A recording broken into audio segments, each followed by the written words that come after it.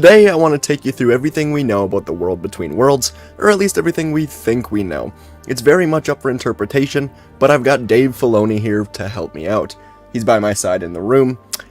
He's going to be providing clips throughout. In reality, I've got Dave Filoni clips that I'm going to be sprinkling in, and then just elaborating on what he says. It's going to be fun. I spent some time on this video. I'm really intrigued by this world between worlds concept.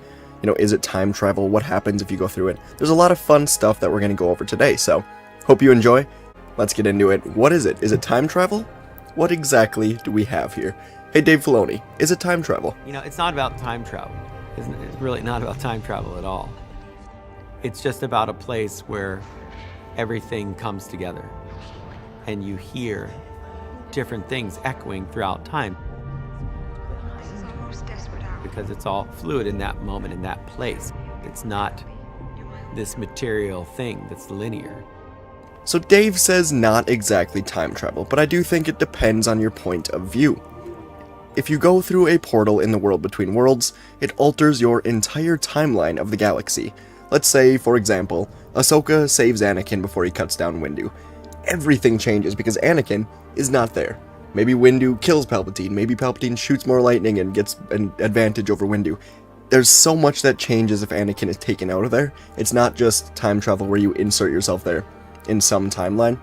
It's the timeline, so it starts a chain reaction of time, and then when Ahsoka leaves that realm, the entire galaxy is different for better or for worse. All her friends are altered, her life is completely different, everything's changed. You just can't predict how it's gonna go. It's like a big what if, but you don't know the story, you just know the end of the story when you emerge, so Ahsoka as the character in that scenario would remain largely the same, but the entire galaxy is completely changed. So it can be used to change how things in the galaxy play out, but it's absurdly dangerous, insanely risky, and just overall not worth it with how the galaxy ends up playing out, you know, with the light side winning in the end, and the Force leaning towards the white light side overall. So it's time travel, from a weird point of view. But the point of the world is not time travel. It's more so about knowledge, and Dave continues to expand on that, which you'll hear now.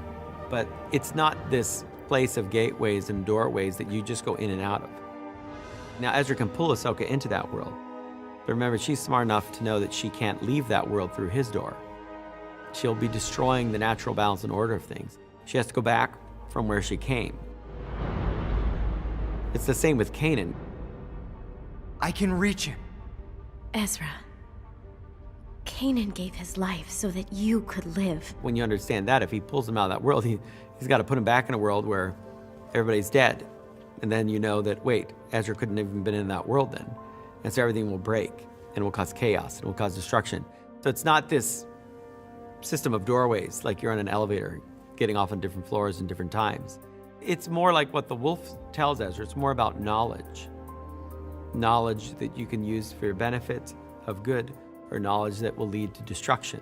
That's what it's about. But it's not my intention that it be this ability to walk through into somebody else's world. He says, remember, she's smart enough to know she can't leave the world through his door. She'll be destroying the natural balance or order of things. She has to go back to where she came.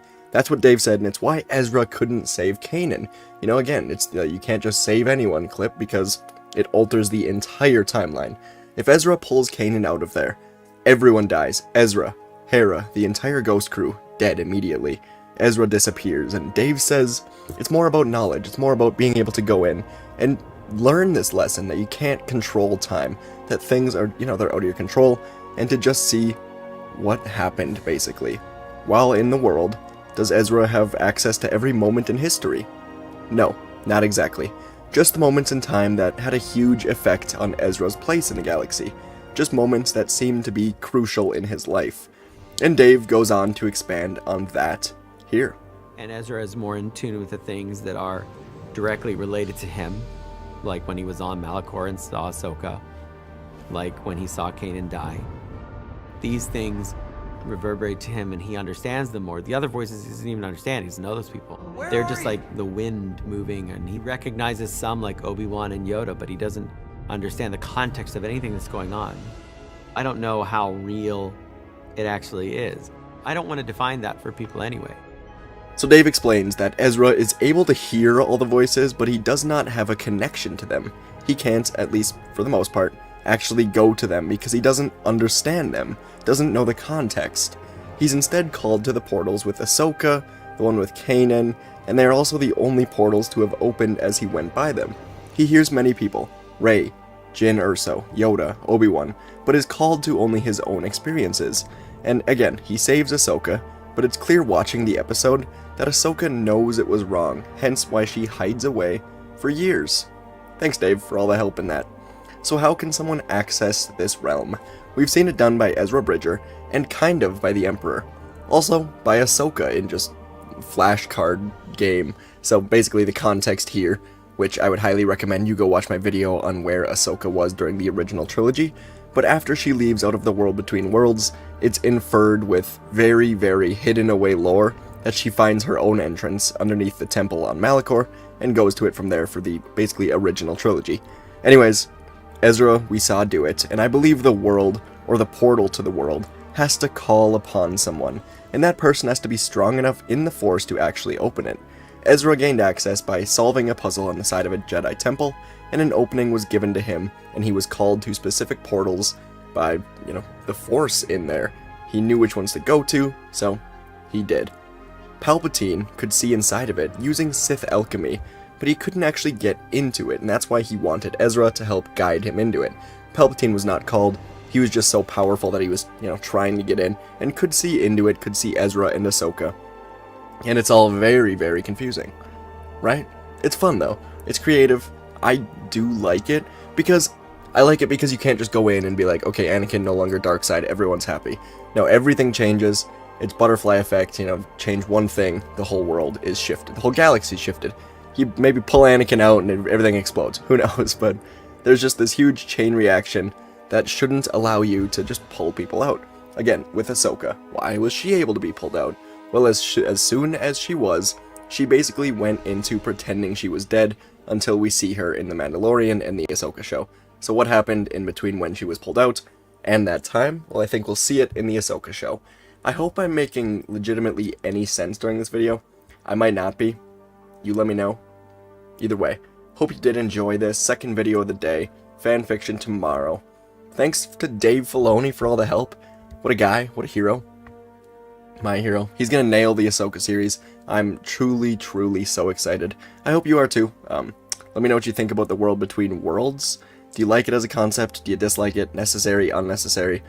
I do like it. Again, it opens up a lot of just interpretation. And Dave himself says that you should interpret it in your own way. There's no set definition of the world between worlds.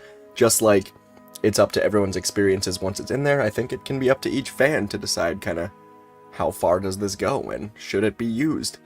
Anyways, thanks for watching, and, why was it invented? Here's Dave talking about it, an excellent answer from Dave Filoni on why he created it. We have to keep being dedicated to being original and creative, and sometimes we take chances, and sometimes we do weird things like create Bendu or, mysterious wolves. But I think as long as you work off the principles of the Force that George set up, that it doesn't change it, and you don't erode what makes Star Wars special.